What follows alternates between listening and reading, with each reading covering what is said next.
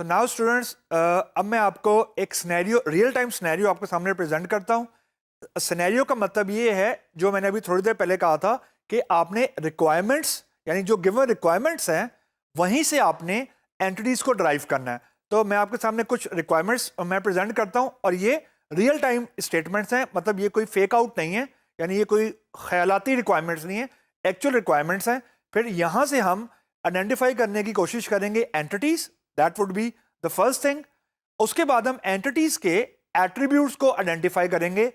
जानबूझ के इंटेंशनली मैंने सिनेरियो में एट्रीब्यूट्स मेंशन नहीं किए, बिकॉज अगर वो मेंशन मैं कर देता तो वो बहुत आसान, बहुत सिंपल हो जाता। लेकिन हम सोल्यूशन डिस्कस करेंगे, and that would B one solution.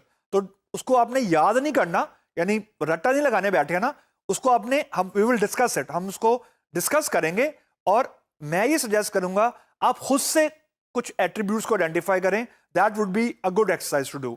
So entities को आइडेंटिफाई करना है, एट्रीब्यूट्स को करना है, रिलेशनशिप्स को, यानी जो एंटिटी रिलेशनशिप डायग्राम में जो आर वाला कंपोनेंट है रिलेशनशिप वाला, वो हमने अभी आइडेंटिफाई नहीं करना। सो अब हम देखते हैं हमारा सिनेरियो क्या है। तो नाउ स्टूडेंट्स, मैं आपके सामने एक बार इस सिनेरियो को रीड आउट कर देता हूं। That is the best way to start designing your database. So, in building apartment renting scenario, there are apartments, building and customer.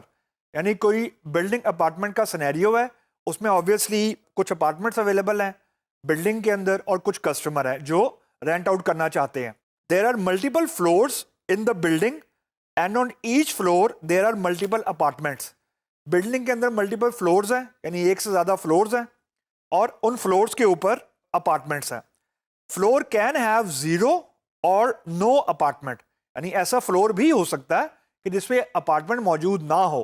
इसका लाइक्लीहुड भी है कि एक नया फ्लोर अगर क्रिएट हो रहा है तो वो फ्लोर है लेकिन अपार्टमेंट अभी क्रिएट नहीं हुआ। Each apartment can be rented out to at most one customer, but customer can rent out multiple apartments from same building, and apartment can be available on multiple floor और same. आसान लफ्जों में, एक apartment एक वक्त में एक ही customer rent out कर सकता है, जाहिर सी बात है, लेकिन एक कस्टमर एक से ज्यादा अपार्टमेंट रेंट कर सकता है।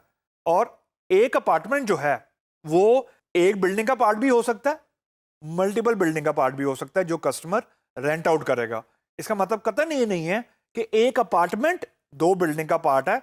इसका मतलब सिंपल अल्फाज में ये है कि कस्टमर, यानी फॉर एग्जांपल मैं अगर कस्टमर हूं तो मैं दो बिल्डिंग के दो डिफरेंट अपार्टमेंट्स रेंट आउट मैं कर सकता हूं। Eight the end of the month a receipt is generated against which rent is deposited. आसान लफ्जों में, जब महीना खत्म होता है तो जो कस्टमर है उसको कुछ बिल रिसीव होता है, उस बिल के ऊपर अपार्टमेंट की डिटेल लिखी होती है कि अपार्टमेंट नंबर क्या है, फॉर एग्जाम्पल अपार्टमेंट का रेंट कितना है, एंड सो ऑन। तो ये हमारा एक बेसिक सिनेरियो है। हमने इस सिनेरियो के बियॉन्ड नहीं जाना। अब इसके ऊपर हम अप्लाई करते हैं एंटिटी और एट्रीब्यूट की डेफिनेशन। आप सिनेरियो में से नाउन्स को आइडेंटिफाई करना शुरू कर दें, 80% एंटिटीज वहीं पे आइडेंटिफाई हो जाती हैं। फॉर एग्जाम्पल, अब हमें यह पता लग रहा है कि there will be something related to apartment, उसमें कुछ ना कोई कस्टमर होंगे। अब इस सिनेरियो में बिल्डिंग को एंटिटी बनाएं या ना बनाएं उससे कोई फर्क नहीं पड़ेगा। अगर बना देंगे तो it is good, reason being कि बिल्डिंग का ही सिनेरियो है, यानी अपार्टमेंट बिल्डिंग में ही मौजूद है। उसके बाद देयर आर मल्टीपल फ्लोर्स, यानी अब आपने वो चीजें आइडेंटिफाई करनी है जिसके बारे में या जिनके बारे में आप कुछ स्टोर कर सकते हैं। यानी अपार्टमेंट को आप एट्रीब्यूट से डिफाइन कर सकते हैं, बिल्डिंग को एट्रीब्यूट से डिफाइन कर सकते हैं, जो हम लोग करेंगे अभी। कस्टमर्स को आप एट्रीब्यूट से आइडेंटिफाई कर सकते हैं। उसके बाद हम फ्लोर्स को कर सकते हैं। उसके बाद आपको यहाँ पे और कोई कॉमन नाउन या नाउन लोकेशन वगैरह नजर नहीं आएगी। उसके बाद the next thing which obviously I will go, that would be a receipt. तो एक दो apartment, building, customer, floors and receipt, ये मेरी अंडरस्टैंडिंग है। लेकिन आपने कतअन मेरे सोल्यूशन पे नहीं जाना, आपने खुद से चीज आइडेंटिफाई करनी है। And I will highly highly appreciate कि आप लोग खुद से करें। सोल्यूशन जो मैं आपको प्रेजेंट कर रहा हूं वो फाइनल नहीं है। This is one of the possible solution. आपको अपना सोल्यूशन आइडेंटिफाई करना है, otherwise it will kill the whole purpose. यानी अगर आप याद करने बैठ जाएंगे तो उससे नहीं समझ आएगी चीज को आप अंडरस्टैंड करने की आपने कोशिश करनी है, याद करने की कतन कोशिश नहीं करनी, क्योंकि हो सकता है कल को सिनेरियो डिफरेंट हो जाए। तो अगर आपने रट्टा लगाया होगा, it will not help you actually. So one possible solution जो कि हो सकता है वो ये है। फॉर एग्जांपल मैंने बिल्डिंग की एंटिटी आइडेंटिफाई की।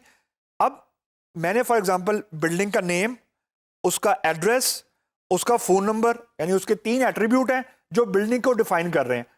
Keep this thing in mind, ये सिर्फ सैंपल एट्रीब्यूट्स हैं, there can be a lot more. यानी आप बिल्डिंग को यहाँ पे आप लोकेशन भी ऐड कर सकते हैं, एनटीएन नंबर भी ऐड कर सकते हैं, बेतहाशा आप एट्रीब्यूट ऐड कर सकते हैं, ऑनर का नाम ऐड कर सकते हैं। तो जस्ट ब्रेनस्टॉर्म इट, डिस्कस करें, ब्रेनस्टॉर्म करें। अपार्टमेंट्स है, अपार्टमेंट की कोई ना कोई आईडी होगी, just like your student ID.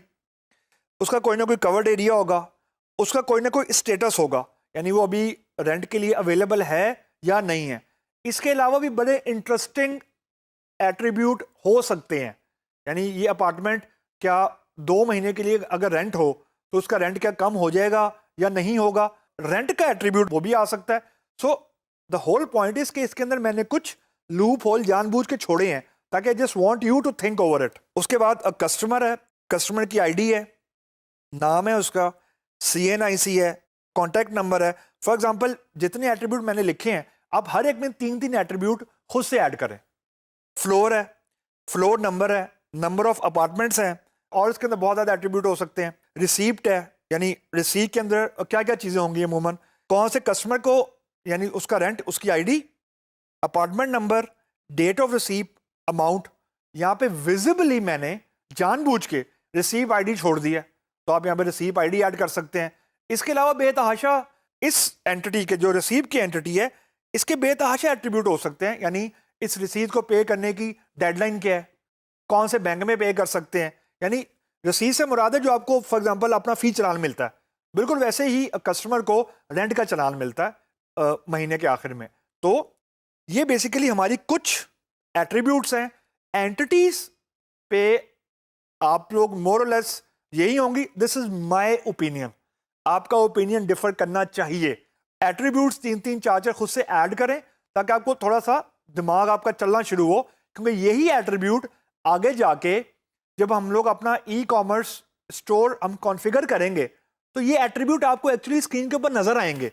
We will be playing around with these attributes at the end of the day. So just try it out, you will enjoy it.